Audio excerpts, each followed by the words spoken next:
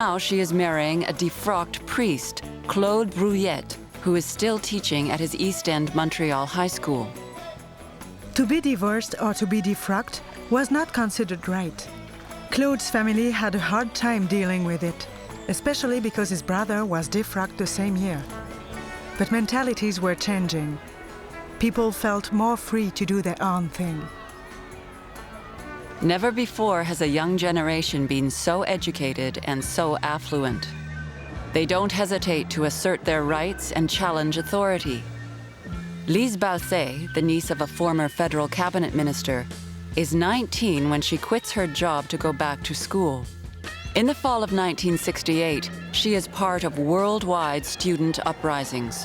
People said we were communists because we were challenging the system. We wanted to change society from top to bottom. We were protesting against everything, against poverty, capitalism, against every kind of injustice, every type of discrimination, all forms of exploitation. In the summer of 1969, Lise Balset drifts down to Percé in the Gaspé Peninsula. She's joining a group of young revolutionaries at a fishing shack called La Maison du Pêcheur. It was very stimulating. We spent all of our time debating. We were reshaping the world. At that time, many countries were seeking their independence, and we were all convinced that Quebec had to become independent too. It's there that she meets Paul Rose and joins the group that will become the Chenier cell of the FLQ.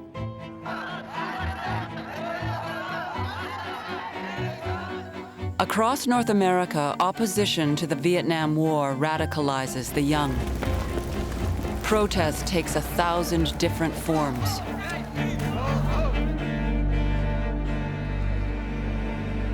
In Montreal, it's John Lennon's Bed In for Peace. We're here as a protest against violence. Margaret Atwood uses poetry. It is dangerous to read newspapers. Each time I hit a key on my electric typewriter, speaking of peaceful trees, another village explodes. Voice of Women members like Peggy Hope Simpson in Halifax knit sweaters for Vietnamese children. Even though I personally was a rotten knitter, we all knitted. Women were shocked to be told that small children in dark colors were less visible to snipers. I remember us knitting in very public places. It was a way of making the war sink into people's consciousness. Canadian women will knit and send 30,000 sweaters and children's blankets to Vietnam.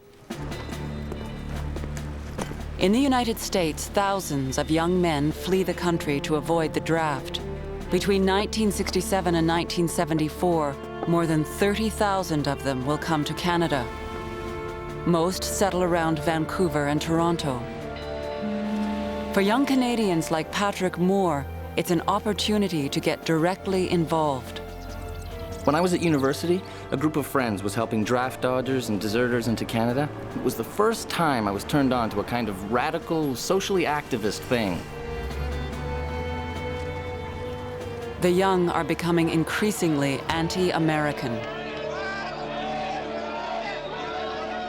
Water and run along with the chaser. In 1969, Vancouver journalist Robert Hunter denounces American nuclear tests on Amchitka Island in Alaska. Sometime between tomorrow and October 15th, a 1.2 megaton atomic bomb will be triggered at the bottom of a 4,000-foot hole on the island. No one knows what the consequences will be. He is one of 7,000 protesters who shut down the main border crossing between BC and the US. They keep it closed for 1 hour. Hunter considers it a great victory. Not since the War of 1812 had the border between Canada and the United States been closed. So there was a sense of history in the air. But the Americans continue the nuclear tests. The next year, another Vancouver activist, Marie Boland, has a different idea. Why doesn't somebody just sail a boat up there and park right next to the bomb? That's something everybody can understand. They rent a beat-up fishing boat, the Phyllis Cormac, which they christen Greenpeace. Then they go looking for a crew. Robert Hunter signs on. I've been meaning to write this for ages. I guess you'd call it a formal application for passage on the Greenpeace. And I guess you've had quite a few such applications. There he meets crewmate Patrick Moore. I knew right away I wanted to join it. I wanted to do something. I wanted to do something about ecology and peace. With a dozen others, they become the crew for the first voyage of Greenpeace. They won't be able to stop the nuclear tests at Amchitka, but they attract worldwide media attention. We may have just looked like a little old fish boat, but in fact we were cranking away at our typewriters and with our tape recorders. In a sense, we were a media warship. After the trip, some of the crew want to continue this kind of protest. The Greenpeace Foundation is born, and Hunter and Moore are its first co-presidents. Greenpeace became the first organization that linked the survival of the human race with the survival of the environment. Greenpeace will become the grand masters of environmental guerrilla action and the most visible environmental movement in the world. And 60s idealism is spreading throughout Canadian society.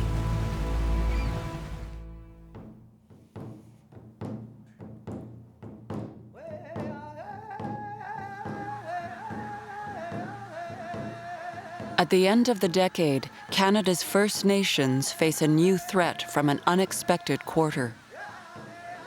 Il faut faire comprendre aux Canadiens, et singulièrement aux Indiens eux-mêmes, qu'il faut un choix. Ou bien on entre dans la société canadienne de plein pied, on est égal devant la loi, on a les mêmes droits que les autres Canadiens, ou alors on reste à part, on a des lois particulières et on est des citoyens un peu différents, pas des citoyens à part entière.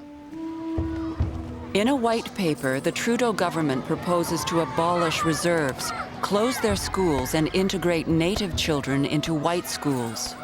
Harold Cardinal is outraged. Now at a time when our fellow Canadians consider the promise of a just society, once more, the Indians of Canada are betrayed by a program which offers nothing better than cultural genocide. Cardinal is one of very few natives in Canada with a university education. He is only 24 when he becomes president of the Alberta Indian Association. The Indian people become like Indian Affairs, then they can govern themselves. Jean Chrétien is the Indian Affairs Minister who must implement Trudeau's policy. 200 Alberta chiefs, among them Harold Cardinal, immediately challenge the policy. It's an unprecedented show of political force. Until then, you saw Native leaders in full regalia only when we danced for the Queen. There had never been a face-to-face meeting between the country's ministers and First Nations leaders. It was a breakthrough. They tell the government they want to control their own affairs. Et les Indiens ont dit non. Nous ne sommes pas prêts. Nous voulons garder notre statut d'Indien. The first challenge occurs in Alberta. The federal government wants to close the Blue Quills School, which serves children from 11 reserves. It is run by Catholic priests and nuns. Stanley Redcrow has 2 children at the school. He is also the only Native who works there. He is furious. This is our school. We can take it, we can run it ourselves. We won't need the sisters, and we don't need the priests for education. The parents ask Indian Affairs to let them run the school. Harold Cardinal supports them. Our theory was that if we had greater control over the educational system teaching us, if we were able to set up our own institution, we would have better success.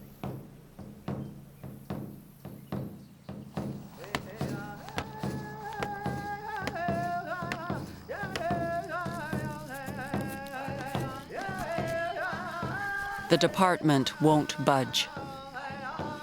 The parents decide they will take over the school. They set up camp in the schoolyard. They hold prayer meetings in the gymnasium. Natives across Canada rally to their cause. After 2 weeks, Jean Chrétien himself steps in. He challenges one of the mothers, Edith Memnouk. He asked me, how can you run a school with no education yourself? I told him, we'll do it, and we'll start by hiring our own educated people. The government gives in. The parents can run the school. Charles Wood, manager of the Saddle Lake Band, understands the difficult task facing them. When you have been told for years that Indian culture is no good, that our customs are pagan rites that must be banned, it's hard to feel you have any power. The first school board includes representatives from all 11 reserves.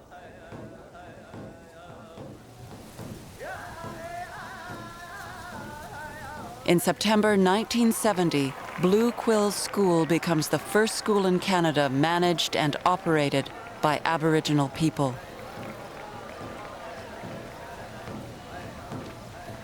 Mike Steinhauer becomes its executive director. The first thing I did was take down all the crucifixes from the walls, all the traces of white religious domination in our education. For Margaret Queenie, a Frog Lake Band counselor, their victory opens the way to a brighter future. We wanted to bring back Indian culture for the children, to give them back pride in their heritage. We're not going to sit here and allow the white men to use and to make fun of us in this land of ours. The government withdraws its white paper, and across the country, First Nations are asserting their rights. They make their strongest cases in the courts. In British Columbia, Frank Calder and the Nisga'a Tribal Council claim ancestral territorial rights over the Nass Valley. The Nassau people are not on trial in this issue. The Indians in British Columbia are not on trial. British justice is on trial.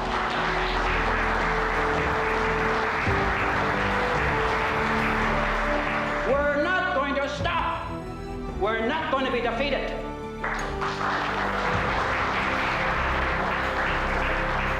The Nisga'a lose their case, but in a landmark judgment, the Supreme Court of Canada states that Indian land rights could exist.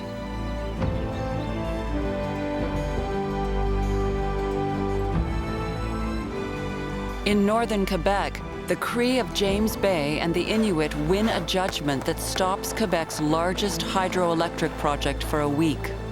It leads to the first comprehensive agreement in modern history. After centuries of deprivation, Canada's First Nations will no longer be taken for granted. Governments must now negotiate with them. But progress will be slow.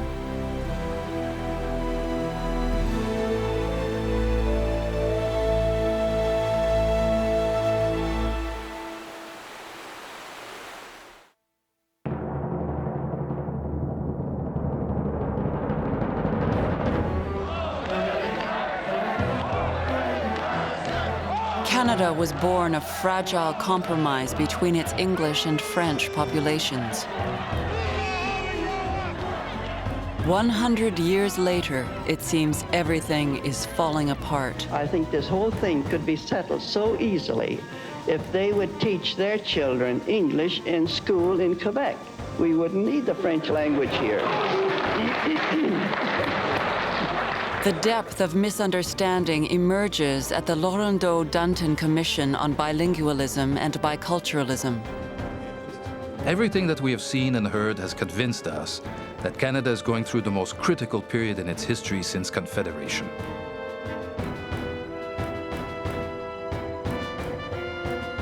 The Commission finds that throughout Canada, including Quebec, French-speaking Canadians are in a disadvantaged position. André Laurendeau is shaken by what he sees. He becomes a very anguished federalist. The coming years will be particularly bitter. I will find myself allied with people whom I despise, and I will have against me most of my friends, like René Lévesque. Life won't be much fun. Before the commission completes its work, Laurendeau dies. To improve life for French-speaking Canadians, the commission recommends that Ontario and New Brunswick become as bilingual as Quebec. In New Brunswick, things are changing.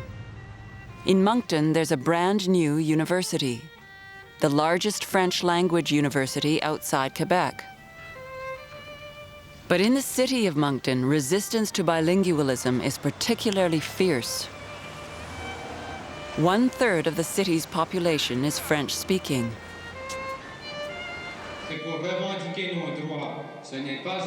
In 1968, some students, led by Bernard Gauvin, decide to press for bilingual municipal services.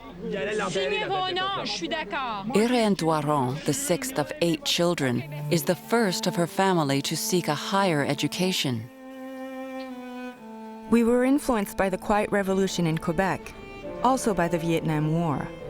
There was this awareness that there were all kinds of things in the world that weren't right. At City Hall, they confront Mayor Leonard Jones. All members of my council understand English, and I'd ask you to confine your remarks to English so we can all understand what's being said, okay? What is your name, please? Irene Doiron. I would like to ask you if you permit me to say my report in French. No, I can't understand French, and all members of my council understand English. You speak pretty good English. Well, I couldn't translate exactly my text in English. Well, I couldn't understand your French either. That's the problem of bilingualism, I believe. Yes, well, you're going to a bilingual university. You should be able to tell us. Well, University of Moncton is officially a French university. Oh, I see. I didn't know that. The students are humiliated. I don't know why I even said my name in English, darn it. I can't believe it. It will be a struggle, but New Brunswick will become an officially bilingual province. In 1969, Parliament passes the Official Languages Act, which gives the English and French languages equal status in all federal institutions. I believe in this conception of Canada, a federal one, a bilingual one, and I will fight for it. In Quebec, the situation is different. There is growing public pressure to make French the common language spoken by everyone. Especially in Montreal, where most immigrants choose to learn English.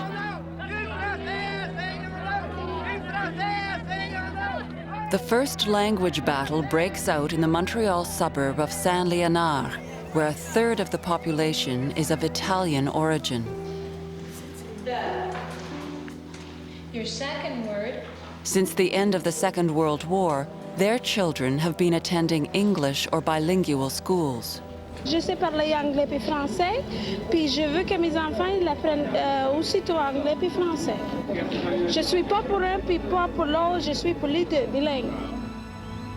The local school board abolishes teaching in English and forces all children to attend French schools. Raymond Lemieux, a French parent, leads the movement. Au contraire, je crois que c'est simplement en ne cédant pas d'un pouce à Saint-Léonard que nous finirons par réussir à forcer le gouvernement à établir une politique globale de la langue au Québec, et c'est ce que nous réclamons. The Italians see it as a betrayal, but most of all as a threat to their survival in North America. Alors, on est content de rester ici, là. Mais quand on est venu ici, on dit, vous êtes content d'aller au Canada? On a répondu oui. On n'a pas dit aller du Québec ou à l'Ontario et tout ça faire-là. The first week of September 1969 is different from previous years. That week, the simmering dispute explodes. Lemieux's group is meeting. Some Italian parents and their supporters are there too. The publisher of an Italian-language newspaper, Nick Chiamara, is one of them. I don't know who started it, but people from both groups started shoving each other. Fortunately, policemen stepped in to separate the belligerents, but somebody had time to hit Mr. Lemieux with a chair.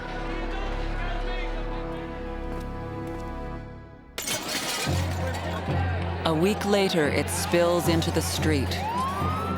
Lemieux holds a huge demonstration. It turns ugly.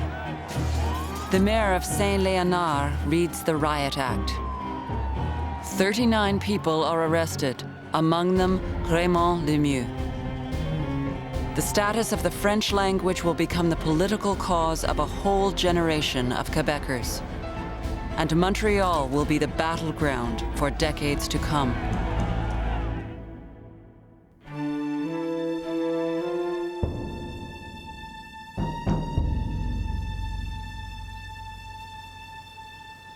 In the spring of 1970, the FLQ is getting ready to strike again.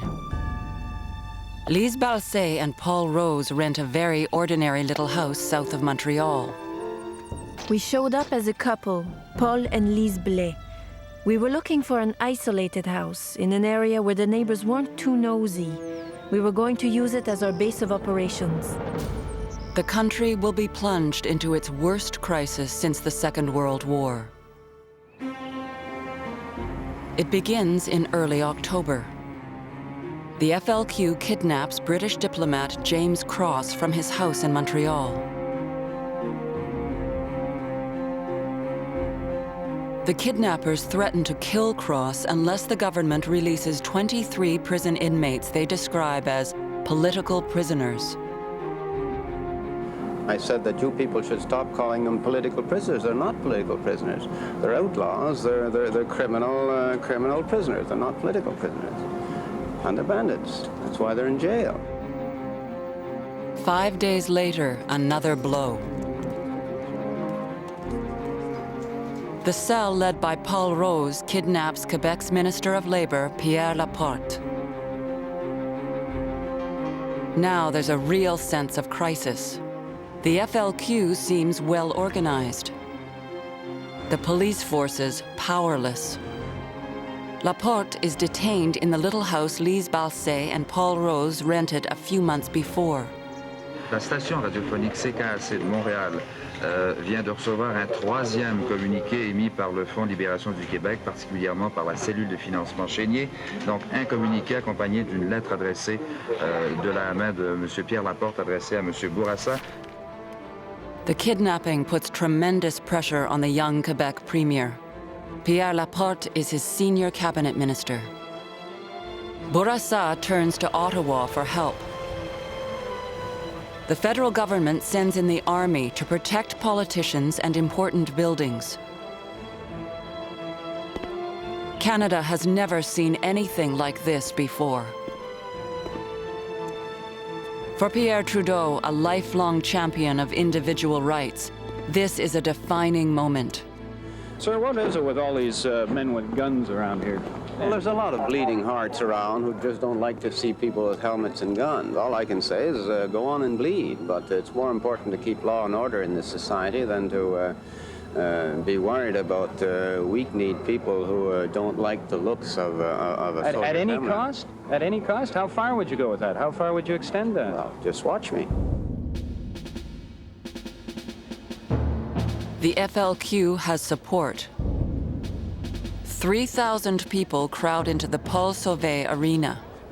The FLQ's lawyer, Robert Lemieux, fires them up. On va s'organiser intelligemment, on va choisir nos terrains et nous vaincrons!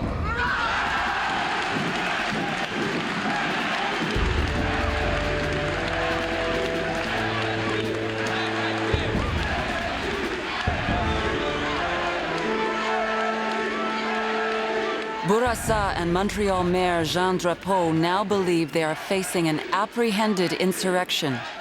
They ask the federal government to act immediately. The government, following an analysis of the facts, including the requests of the government of Quebec and of the city of Montreal for urgent action, decided to proclaim the War Measures Act. It did so at 4 a.m. this morning in order to permit the full weight of government to be brought quickly to bear on all those persons advocating or practicing violence as a means of achieving political ends. This law has never been invoked in peacetime. It suspends basic civil rights and liberties. It allows police searches and arrests without warrants, and prolonged detentions without charges and without the right to see a lawyer. Hundreds of raids and arrests begin immediately. In the middle of the night, police show up at the home of singer Pauline Julien. They didn't ask us anything. I refused to stay in the living room during their search. I told them, "You are in my house. I'm going with you everywhere." They didn't behave that badly. They weren't as brutal as I had heard they were elsewhere. She and her companion, leftist journalist Gérald Godin, are arrested. Why was I in jail? If only they had questioned me, I might have had an inkling. What had I said? What had I written or published? Pauline Julien and many other women are locked up in Montreal's Tonguay prison. All contact with the outside world is forbidden. A warden offers some help. She told us, "I can make phone calls for you, but I can't say who I am, nor where you are. All I can do is ask those people whose name you give me to take care of your cats or your children." Only Tommy Douglas and his New Democratic Party openly oppose the War Measures Act. And when you give these kind of powers to local authorities, you no longer know what use or abuse they're going to make of those powers. This is what troubles us. But during the early days, Canadians overwhelmingly support the federal government, even in Quebec, where almost all of the arrests occur.